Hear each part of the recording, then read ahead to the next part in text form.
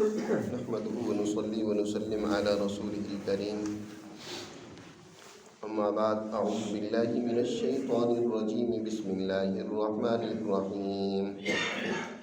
وإذ قال إبراهيم رب أرني كيف تحيي الموتى قال أولم تؤمن قال بلى ولكن ليطمئن قلبي قال فخذ أربعة من الطير فصرهن إليك ثم اجعل على كل جبل منهن جزءا ثم ادعوهن يأتينك سعيا واعلم أن الله عزيز حكيم. صدق اللہ العظیم. اس رکوع میں اللہ سبحانہ و تعالی نے 3 مثالیں بیان فرمائی ہیں. اس سے پہلی آیات میں اللہ تعالیٰ نے اس بات کو واضح کی ہے کہ دنیا میں ایمان والوں کا ولی، ان کا مددگار، ان کا سرپرست اللہ سبحانہ و تعالیٰ کی ذات گرامی ہے. وہ ایمان والوں کو ظلمتوں سے، تاریکیوں سے نجات دے کر نور، ہدایت، کامیابی اور ترقی کی طرف لے جاتا ہے. اور جو ایمان والی جماعت کے مقابلے میں وہ جماعت ہے جو اللہ کی تعلیمات کا انکار کر رہی ہے، جس کو کافر جماعت کہا جاتا ہے، ان کا ولی، ان کا مددگار وقت کا طاغوت ہوا کرتا ہے. ظالم قوتیں جو انہیں اندھیروں کی طرف دھکیل رہی ہیں، جو ظلم، بدامنی، انتشار، فرقہ واریت، تنزل کی طرف لے کر جا رہی ہیں. اس لیے کامیاب تو جماعت دنیا میں بھی اور آخرت میں بھی ایمان والی ہی ہوگی. طاغوت در حقیقت اس دنیا کی سب سے بڑی خرابی کی جڑ ہے. قرآن مجید میں اس سے پہلے بھی اللہ تعالیٰ نے یہ بات واضح کی ہے کہ فَمَن يَكْفُرْ بِالطَّاغُوتِ وَيُؤْمِن بِاللَّهِ فَقَدِ اسْتَمْسَكَ بِالْعُرْوَةِ الْوُثْقَىٰ لَا انفصام لَهَا. کہ جس نے طاغوت کا انکار کر دیا، جس نے طاغوت سے کسی قسم کی کوئی سپورٹ نہیں لی اور کسی نے طاغوت کی دنیا میں اپنے مفادات کے لیے جو انسانوں کو استعمال کرتا ہے، اس سے وہ باشعور ہو گیا اور اس نے اس کو پہچان لیا اور اس کا انکار کر دیا اور اس نے اللہ کی رسی کو مضبوطی سے تھام لیا، اللہ کی تعلیمات کو مضبوطی سے پکڑ لیا، تو یہی وہ انسان ہے کہ جس نے عروۃ الوثقیٰ کو مضبوطی سے پکڑ لی ہے، یعنی مضبوط کڑے کو پکڑ لی ہے، جو اس کو ان مصائب سے، مشکلات سے چھٹکارا دلائے گا اور یہ اللہ کے حضور بڑی کامیابی کے ساتھ جنت میں پہنچ جائے گا.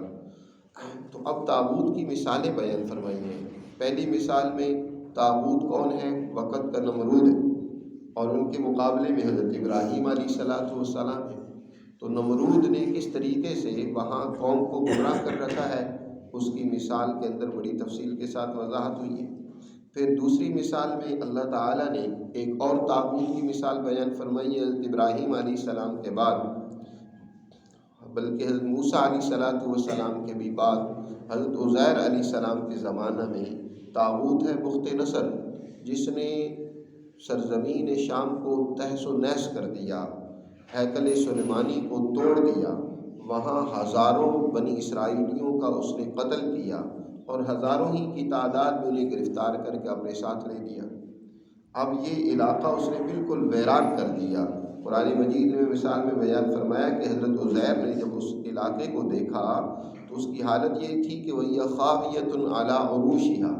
اس کی چھتیں گری پڑی تھیں، دیواریں ٹوٹی پڑی تھیں، کھنڈرات بنے پڑے تھے.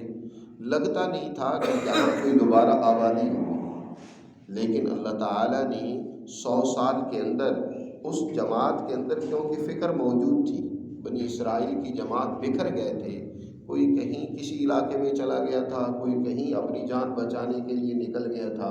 لیکن فکر ان میں بنیادی طور پر موجود تھی. تو 100 سال کے اندر اللہ نے دوبارہ سے ان کو جمع کیا اور پھر وہاں ایک آبادی دوبارہ سے قائم ہوئی اور وہ ایک معاشرہ دوبارہ اسی عروج اور آب و تاب کے ساتھ زندگی بسر کرنے لگ پڑا. اب یہاں سے ایک تیسری مثال اور بیان فرمائی ہے کہ اگر کبھی قوم اسی طرح طاغوت کے ظلم و جبر کے نتیجے میں وہ فساد کا شکار ہو جائے، انتشار کا شکار ہو جائے، مسائل میں الجھ جائے، تو اس سے نجات پانے کا کیا طریقہ کار ہو سکتا ہے؟ تو یہاں تیسری مثال میں اللہ نے اس طریقہ کار کو بیان فرمایا۔ آپ دیکھتے ہیں کہ یہاں اس خطے میں بھی جہاں ہم رہتے ہیں، بر صغیر پاک و ہند میں بھی 1857 کے اندر انگریز طاغوت نے اس خطے پر اپنا پورا قبضہ اور تسلط جما لیا، اس کا اقتدار قائم ہو گیا۔ اب یہاں 1857 کے بعد ہر طرف انگریز کا غلبہ ہے، اس کا اقتدار ہے۔ یہاں حق پرست جماعتیں بالکل، یا تو ان کو قتل کر دیا گیا، ہزاروں کی تعداد میں علماء کو سولی چڑھا دیا گیا، اور اسی طرح حریت پسند جو تھے لوگ ان کو قتل کیا گیا، اور جو کچھ بچے ہوئے تھے تو وہ اپنی جان بچانے کے لیے کچھ دوسرے ملکوں میں ہجرت کر گئے، جو یہاں بھی تھے تو وہ بھی اپنے آپ کو بالکل چھپا کر رکھے ہوئے تھے۔ انگریز کے خلاف نام لینا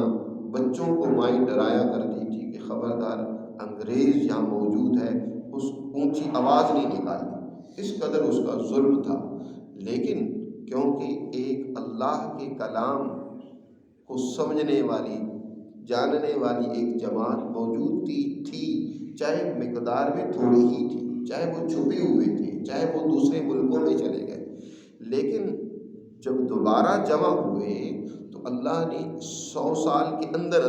1857 کے اندر یہ اس کا مکمل تسلط ہوتا ہے، تو 1947 کے اندر اس کو یہاں سے بیڑا اپنا بستر بوریا گول کرنا پڑا، یہاں سے جانا پڑا۔ 100 سال پورے نہیں ہوئے کہ اس سے پہلے ہی اس خطے کو آزاد کرنا اس کی مجبوری بن گئی۔ تو 100 سال کے اندر قومیں اپنی آزادی سے ہمکنار عموماً ہو جایا کرتی ہیں، بشرطے کہ وہ طریقہ کار اپنائیں جو طریقہ کار قرآن مجید نے اس آیت مبارکہ میں بیان فرمایا ہے۔ یہاں مثال اللہ نے بیان کی ہے کہ کیسے طاغوت کے ظلم سے آزادی حاصل کی جا سکتی ہے۔ پہلے مثال کو اچھی طرح سمجھ لیا جائے۔ حضرت ابراہیم علیہ السلام، اس سے پہلے ان کا اس وقت کے طاغوت سے ایک بات پر مباحثہ بھی ہوا، مناظرہ ہوا، کہ اس وقت کا طاغوت نمرود کہتا ہے کہ ساری طاقت و قوت میرے قبضے میں ہے، میں کسی کو زندہ بھی کر سکتا ہوں اور مار بھی سکتا ہوں۔ اس نے ایسا ہی کیا، چنانچہ کہ ایک بے گناہ کو قتل کروا دیا، اور جو مجرم اور گناہ گار تھا اسے رہا کر دیا، اور کہا کہ دیکھو موت و حیات تو میرے اختیار میں ہے، تم کس رب کی بات کرتے ہو؟ تم کہتے ہو کہ میرا رب جو ہے وہ حیات و موت کا مالک ہے، یہ تو میرے قبضے میں بھی ہے۔ حضرت ابراہیم علیہ السلام نے اس وقت کے طاغوت اور نمرود کو ایک اس سے بڑی دلیل کے ذریعے سے مبہوت اور لاجواب کر دیا۔ لیکن حضرت ابراہیم علیہ السلام انسانیت کے امام ہیں، انہیں یقین تو اللہ کی اس فیصلے پر پورا ہے کہ موت و حیات اللہ ہی کے اختیار میں ہے، لیکن وہ اس کا عملی ایک مشاہدہ دیکھنا چاہتے ہیں۔ اس سے پہلے میں نے درس میں بات بیان کی تھی کہ علم کے 3 درجے ہوتے ہیں۔ پہلا درجہ علم کا ہوتا ہے علم الیقین، کسی نے کوئی بات بتائی، انفارمیشن دی، تو اس کے نتیجے میں جو علم آتا ہے اس کو علم الیقین کہا جاتا ہے۔ اس کے بعد ایک اور درجہ ہوتا ہے جس کو حق الیقین کہتے ہیں، کہ بہت سارے لوگ ایک بات کو کہہ رہے ہیں، تو یقیناً اس نے بھی بات بتائی وہی بات، دوسرے نے بھی ایک واقعہ بیان کیا وہی، بہت سارے لوگوں نے، تیسرے نے، چوتھے نے، ہزاروں افراد نے ایک ہی بات کہی ہے، تو یقین آ جاتا ہے اس سے اگلے درجے کا کہ یار جب اتنے لوگ یہ بات کہہ رہے ہیں تو یقیناً یہ واقعہ یا یہ بات اسی طرح ہی ہوگی، اس کو کہا جاتا ہے حق الیقین۔ اور تیسرا درجہ علم کا جو اس سے اگلا ہوتا ہے وہ یہ ہے کہ انسان اپنی آنکھوں سے ایک چیز کو دیکھے، ایک واقعہ وقوع پذیر ہوا اور اس کو اپنی آنکھوں سے مشاہدہ کرتا ہے، دیکھتا ہے، تو اس میں جو علم کا درجہ حاصل ہوتا ہے وہ ہوتا ہے عین الیقین، کہ آنکھوں سے دیکھا ہوا واقعہ ہے، اس میں یقین کا درجہ اگلے درجے کا ہوتا ہے، تیسرے درجے کا۔ تو حضرت ابراہیم علیہ السلام کو علم الیقین اور حق الیقین تو حاصل ہے۔ علم الیقین یہ کہ اللہ نے بتا دیا، حق الیقین یہ کہ حضرت ابراہیم علیہ السلام سے پہلے جس قدر انبیاء ہیں ان سب کی یہی تعلیم تھی کہ انسان نے مرنے کے بعد دوبارہ زندہ ہونا ہے، بعث بعد الموت پر۔ ہر ایک پیغمبر نے اپنی امت کو اس حوالے سے خبردار کیا۔ حضرت ابراہیم علیہ السلام کے سامنے ان انبیاء علیہ السلام کی تعلیمات بھی ہیں، اس لیے حق الیقین ہے۔ لیکن اب چاہتے ہیں عین الیقین، کہ مجھے اس چیز کا مشاہدہ بھی ہو جائے کہ واقعی اللہ سبحانہ و تعالیٰ اس طریقے سے انسانیت کو زندہ کر سکتا ہے، اس کے پاس پوری قدرت ہے اور وہ کرے گا۔ حضرت ابراہیم علیہ السلام نے اللہ سے کہا وَإِذْ قَالَ إِبْرَاهِيمُ رَبِّ أَرِنِي كَيْفَ تُحْيِي الْمَوْتَىٰ، اس واقعے کو یاد کرو جب کہا ابراہیم نے اے میرے پروردگار مجھے دکھلاؤ تو صحیح کیسے تم مردوں کو زندہ کرو گے۔ جب انسان مر جائے گا، انسان ان کی روحیں نکال لی جائیں گی، جسم ان کے بکھر جائیں گے، تو کیسے ان میں حیات پیدا ہو جائے گی، آپ ذرا مجھے دکھلائیں تو صحیح۔ اللہ نے سوال کیا قال اولم تؤمن، کیا اے ابراہیم تم ایمان نہیں رکھتے ہو، بعث بعد الموت کو تم نہیں مانتے ہو، تم یہ جو سوال کر رہے ہو کہ مرنے کے پاس آپ کیسے زندہ کریں گے، کیا تمہارے اس پر ایمان نہیں ہے؟ حضرت ابراہیم نے کہا کہ قطعاً ایسی بات نہیں، قال بلا، کیوں نہیں، مجھے اس پر ایمان ہے، مجھے اس کا علم الیقین حاصل ہے، کل یقین حاصل ہے، میں ایمان بھی رکھتا ہوں، لیکن بات یہ کہ ولیکن لیطمئن قلبی، لیکن میں چاہتا ہوں کہ میرے دل میں اطمینان بھی پیدا ہو جائے، علم کا آخری درجہ بھی مجھے حاصل ہو جائے، میں آنکھوں سے دیکھ لوں۔ یہاں اس حدیث مبارکہ، اس آیت مبارکہ میں حضور صلی اللہ علیہ وسلم نے ایک تفسیر حدیث بیان فرمائی ہے، اپنی حدیث میں بیان فرمایا کہ حضرت ابراہیم علیہ السلام سے زیادہ اللہ سے اس طرح کے شکوک و شبہات کے بارے میں ہم زیادہ حق رکھتے ہیں، یعنی اس طرح کے اللہ سے سوال کریں کہ ہمارے ذہنوں میں جو الجھاؤ کوئی پیدا ہو یا کوئی کمی اطمینان کی نہ ہو، اس اطمینان کے لیے ہم اللہ سے درخواست کریں کہ اے اللہ ہمیں یہ چیز دکھلا دو۔ اور پھر اللہ نے اپنے نبی جناب رسول اللہ صلی اللہ علیہ وسلم کو معراج کی رات اپنے تمام اس نظام کی، اس دوسرے سسٹم کے سارے معاملات مشاہدہ کروائے۔ ایک تو یہ عالم ہے جس میں ہم رہتے ہیں، ایک اس کے علاوہ دوسرا عالم ہے جو بعث بعد الموت آئے گا، عالم آخرت کہنے، اس کے معاملات یا دنیا میں تو ان کا مشاہدہ کرنا انسانی بساط اور طاقت میں نہیں ہے، لیکن اللہ سبحانہ و تعالیٰ اپنے اونچے درجے کے لوگوں کو مشاہدہ کروا دیتے ہیں۔ جب وہ ان کی آنکھوں کے سامنے واقعات ہوتے ہیں، انہوں نے دیکھ لیے ہوتے ہیں، تو اب جب وہ بیان کرتے ہیں تو پورے یقین کے ساتھ، پورے وصول کے ساتھ۔ تو جتنا کسی کے پاس یقین کا مضبوط درجہ ہوتا ہے، اتنے ہی بیان کرنے میں اس کے اندر پاور اور طاقت و قوت ہوتی ہے۔ اس لیے نبی کریم صلی اللہ علیہ وسلم نے جو کچھ بیان کیا وہ گویا کہ دیکھ کر بیان کیا، اس لیے آپ کا درجہ یقین کا بہت اونچا تھا۔ تو حضرت ابراہیم علیہ السلام نے کہا کہ اللہ مجھے ایمان تو ہے لیکن میں قلبی اطمینان چاہتا ہوں، ولیکن لیطمئن قلبی۔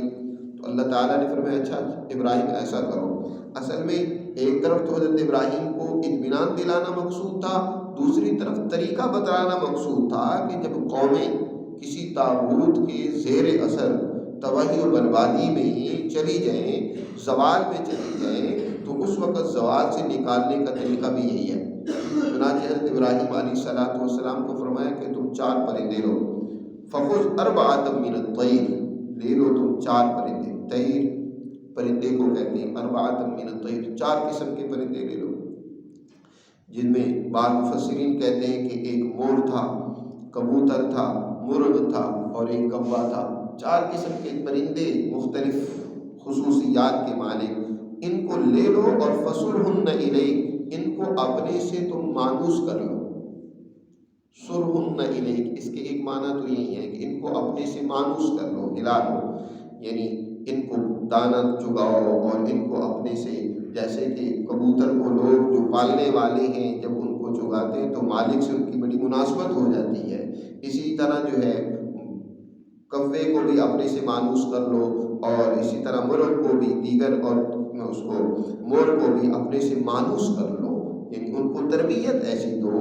کہ باوجود اس کے کہ ان کے اندر وحشت موجود ہے جیسے کوے میں، لیکن جب ان کو اپنے سے مانوس کر لیا جاتا ہے، تربیت کر لی جاتی ہے، تو وہ قریب آ جاتے ہیں اور وہ ڈرتے نہیں اپنے مالک سے، اور ان سے وہ آسانی کے ساتھ خوراک اپنی حاصل کرتے ہیں۔ تو تم ان کو تربیت دو ایسی کہ وہ تم سے مانوس ہو جائیں، فصرہن الیک، پھر جب تم سے مانوس ہو جائیں تو تو اس کے بعد کیا کرو، ان کو ذبح کر کے ان کے ٹکڑے ٹکڑے کر دو،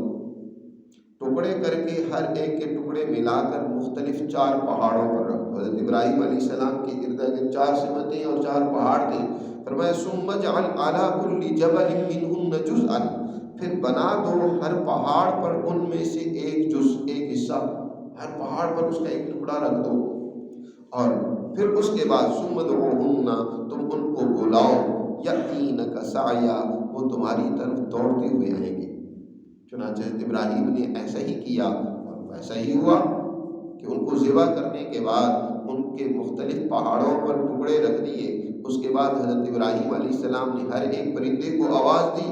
اس پہاڑ سے ٹکڑے اٹھے، سب سے پہلے ان کی سری ہے اس میں حرکت پیدا ہوئی، اس کے ساتھ باقی دھڑ اور ٹانگیں اور پر وہ جڑتے چلے گئے، اور وہ اڑتا ہوا اڑالیاں مارتا ہوا حضرت ابراہیم علیہ السلام کے پاس پہنچ گیا، کیونکہ حضرت ابراہیم علیہ السلام کی آواز کو گوشت کا ایک ایک حصہ سمجھ چکا تھا، پہچان چکا تھا۔ جب انہوں نے اس کو تربیت دی، مانوس کر لیا تھا، تو ان کی آواز ہر ایک حصے میں موجود تھی۔ وہ آواز جو ہی پہنچی اس میں حرکت پیدا ہوئی اور وہ جمع ہوئے، اور جمع ہو کے حضرت ابراہیم علیہ السلام کے پاس دوڑ گئے۔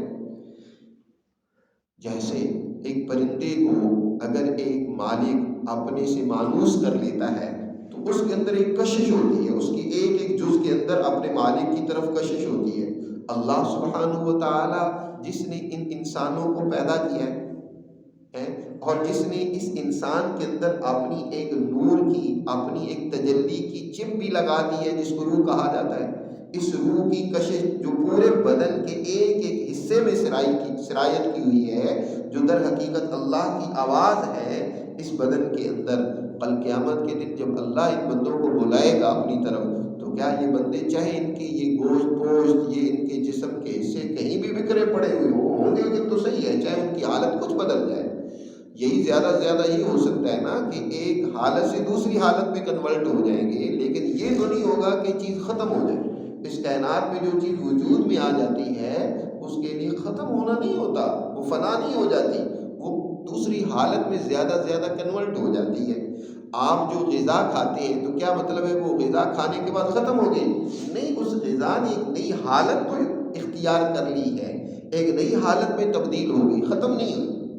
یا تو اس نے کچھ فضلے کی شکل اختیار کر لی ہے، یا کچھ نے خون کی شکل اختیار کر لی ہے۔ وہ خون کی شکل میں آپ کی باڈی میں غذا موجود ہے، وہ چیز جو پیدا ہوئی تھی وہ وجود موجود ہے۔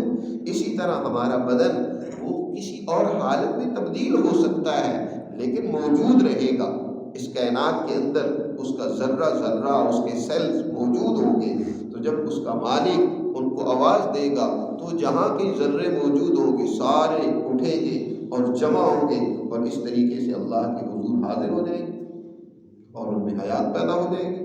ثم جعل على كل جبل منهن جزءا ثم ادعوهن يأتينك سعيا واعلم ان اللہ عزیز حکیم، اور اس بات کو بھی جان لو یقین کے درجے میں، عین الیقین کے درجے میں، کہ بے شک اللہ عزیز غالب ہے، اس کا ہر ایک ذرے، ہر ایک چیز پر پورا غلبہ اور تصرف ہے، اس کی طاقت و قوت سے باہر کوئی چیز نہیں ہے۔ لہذا وہ ایمان والی جماعت کا